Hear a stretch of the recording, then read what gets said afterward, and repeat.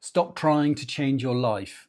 Honestly, the big goals that we're all aiming for, 95% of the time, they fail because they're utterly exhausting and completely overwhelming. Instead, I want you to consider these psychological loopholes, otherwise known as microprocesses. In this video, I'm going to give you 14 ridiculously easy wins that have been proven to trigger a positive change in your life, almost like a domino effect. And I should know because I've used every single one of them. Number one is morning light. Every morning, don't grab your phone, maybe grab a coffee, and then go and stand outside. It's a way of setting your body clock, of literally letting your body know that you're awake. Even if it's not sunny, just being outside in that morning light will make a huge difference. And I found over time that my day is much more positive. I'm much more aware and awake because I've allowed myself just a couple of minutes of quietness outside in the morning light.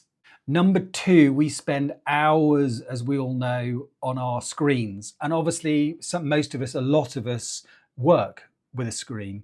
But having your eyes focused on a screen for hours on end is obviously not good for you. So what I tend to do is I set an alarm, and every 40 minutes to an hour, something like that, I make sure that I step away from a screen and I actually go and look at something outside, something in the distance, where my eyes have a chance to rest and my brain has a chance to just decompress.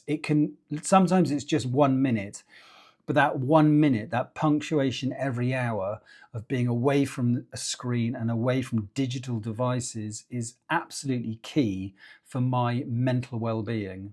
Following on from number two, number three is movement. Very important to move your body. It recalibrates your brain. It allows you time to rest and be away from just staring at a screen. So even if it's just doing a squat while you're waiting for the kettle to boil, or walking upstairs once, or maybe doing a couple of press-ups, it doesn't matter what it is, or walking round the block, it doesn't matter. But every now and again during your day, move your body. Your body was not designed to sit in a chair for 10 hours a day in an office. Number four is make your bed. I know it sounds ridiculous, but it does something to you psychologically. It's like you've already achieved something first thing in the morning by making it. It's these small wins in our life that change our life. Like I said at the beginning, it is not the big bang moments. It's these small, subtle steps that we take that make such a huge difference. Number five, I don't know what you're like, but I am a terrible procrastinator. If I can put something off, I will put it off. I almost enjoy working myself up to a deadline and having that pressure of a deadline. But I have learned something over the years that if I want or need to get something done and I'm avoiding it, I will set myself a goal, which is I'm just going to do it for 2 minutes. Just 2 minutes, just start. And I find that 9 times out of 10, as soon as I've started doing it, it's not as bad as I thought it would be. And it's fine. I complete the task. It's a way of kind of tricking your brain into stop procrastinating, stop coming up with excuses, and just do it. Number six is park your phone in another room. Whether that's when you go to bed, don't have your phone with you. A lot of people say, well, I need my phone because it's got my alarm on it. Buy an alarm clock. Buy an old-fashioned alarm clock.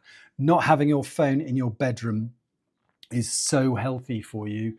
And also I find if I'm writing emails or I'm working on a project, not having my phone on my desk is a brilliant way of not being distracted.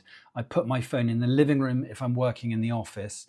It honestly, you can just waste, as we all know, we just waste so much time on our phone answering WhatsApp messages or scrolling through Instagram, etc., etc. But if you have work you need to get done, getting rid of that distraction really helps. And also I found if I don't have my phone in my bedroom, it means I actually sleep way better rather than staring at my phone and then putting it down and trying to sleep. It makes a huge difference. Again, just try it and see if it works for you. Number seven, I learned this one years ago when I was first started meditating, which is to breathe before you respond.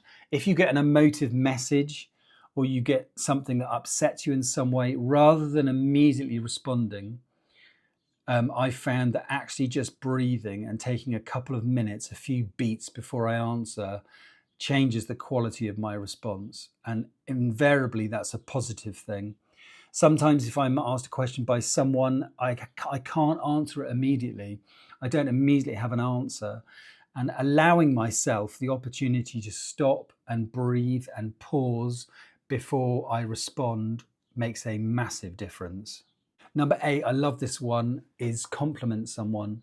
Just by complimenting someone on what a great job they did, or how much you enjoy their company, whatever it might be, there's something about complimenting other people. I mean, genuinely doing it, not just paying lip service to it, but genuinely complimenting somebody. It makes you feel better. So you've not only made the other person feel better and feel good, but it also bizarrely makes you feel good that you shared something positive. It is so easy to gossip.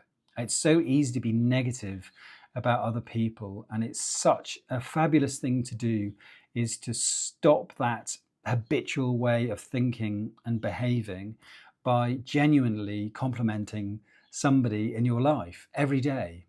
Number 9 is don't project or assume. Often we make up these extraordinary storylines about somebody else and about what they think of us, or how they must be talking about us, etc., or they don't like us, or they haven't responded to that WhatsApp.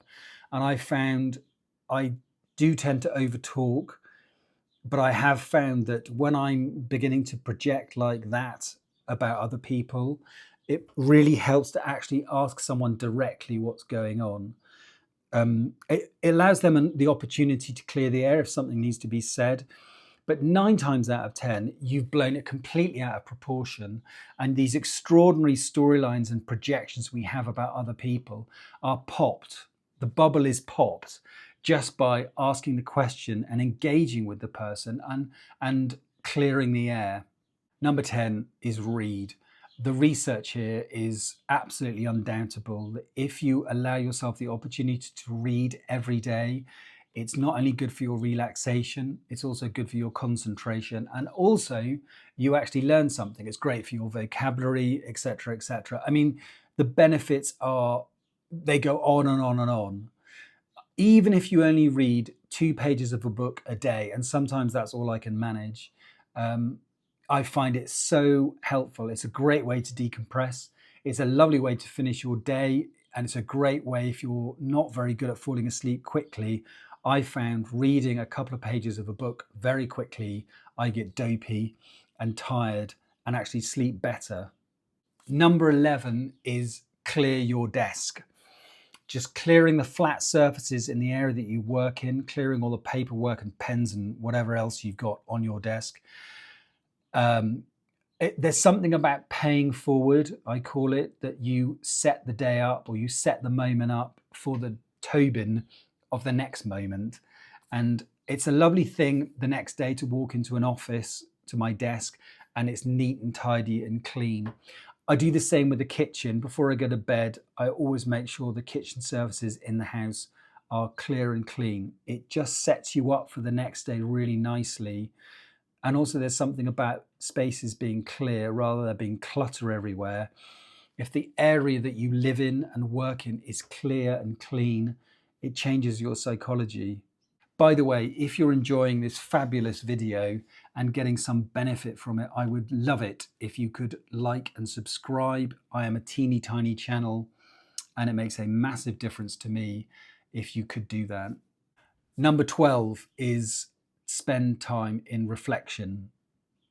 Every day I spend, even if it's 5 minutes at the beginning of my day or in the evening before I go to bed, I spend some time reflecting on my day, and I consider what from today was done well. What did I feel that I did well and made me happy?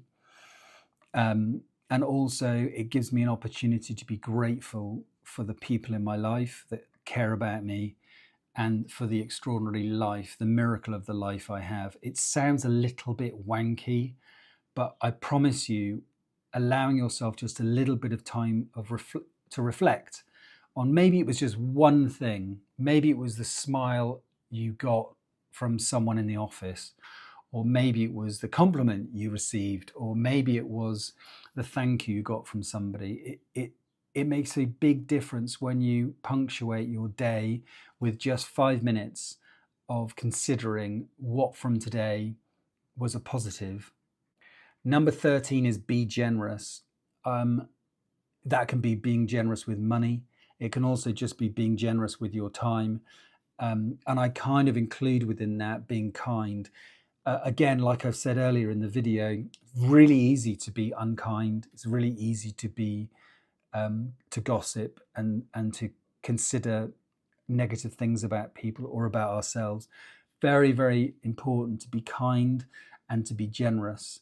And even if we don't have a lot, what we give what we can, that might mean making something as simple as making someone a cup of tea, or buying someone a meal, or just being generous and kind with your time with somebody that you meet. I found that for myself to be amazingly beneficial for my own mental well-being. And every time I'm generous and kind, I'm reminded that human beings in general, not everybody, but in general, are good and want to do good and be good. Number 14 is sit. Every day I sit. That is, I meditate. It's my formal way of meditating. Meditation is not about self-improvement or self-development. It is not about becoming a better person. It is about sitting with whatever's going on in your mind. That means even if it's raging and it's really negative and raging at the world, or it's beautiful and still and peaceful, it doesn't matter. You just sit. It doesn't have to be more than a couple of minutes. 5 minutes is enough. I tend to sit for half an hour. There's absolutely no need for that, apart from I just really like it. It's a lovely way to decompress from your day or to set up your morning. It's a lovely way to do that. But it is really important when you meditate that you drop the notion that you have to self-improve. You are just watching. You are the person sitting on the riverbank watching the river, which is your mind moving by. You don't have to change it. You don't have to make it nicer or better. You just watch. It's an amazing theatre. So there you have it. Those are my 14 recommendations. I'm really interested in what out of those 14 resonate with you, and what could you do? What could you set up that would make tomorrow easier for you? And just by starting with one of those things, you'll find over time it will compound, and you'll find the other things in your life will be influenced by that one change you make. You don't have to do all 14 tomorrow morning, but just start with one. You'll find some of them will work for you and maybe some of them don't. But I'm really interested to hear how that goes for you.